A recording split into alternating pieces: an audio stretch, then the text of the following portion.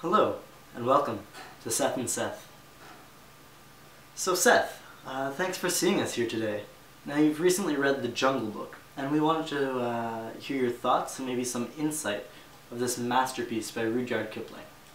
Well, first off, this is a truly amazing book, filled with many underlying messages and thoughts that we can all take away. Hold on. Well, let's start off by getting a short summary of the book. You want to tell us maybe what it's about and some of the stories? Absolutely. Well, this is a book of 5 short stories, all having to do with nature and human interactions, and interferences with it. The first one, and most popular one, is the story of Mowgli. This was turned into a Disney film, I believe, a while back. But anyway, it's about a boy named Mowgli who was taken away from his village by a tiger when he was just a baby. The story covers all aspects of his life, and many endeavors he faces. One of my favorite being the time he kills Shere Khan, the tiger that took him from the village, and that he set his life to kill. So what about this story do you like so much? Well, I'd have to say the message is pretty great. It really shows the dark side of human beings and how animals can be far more noble and objective than human beings. For example, how Mowgli was cast out of the village he came from for being smarter and wiser than the elders in the village.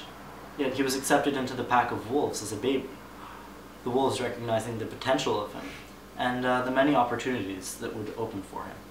Now I want to read this book even more than I did before.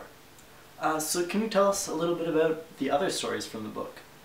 And perhaps maybe a little bit about the author afterwards, just for some context?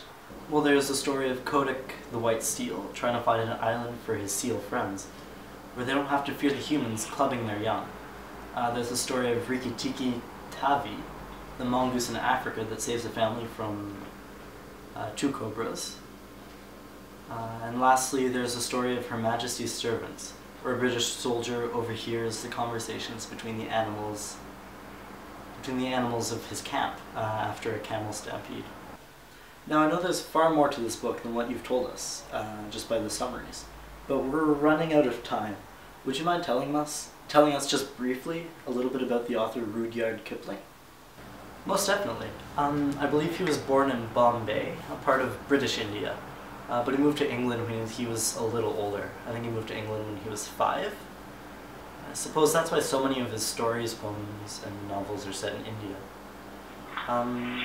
Some of his other works include Man Who Would Be King, Kim he's well known for, Mandalay, and there are also a lot of other short stories, poems. He was a poet, and he wrote a few novels as well.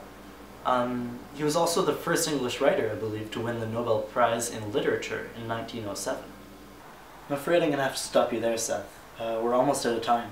But thank you so much for coming here and talking to us today. It's my pleasure. And for all you viewers out there, if you'd like to see an extended interview with Seth, please visit our website at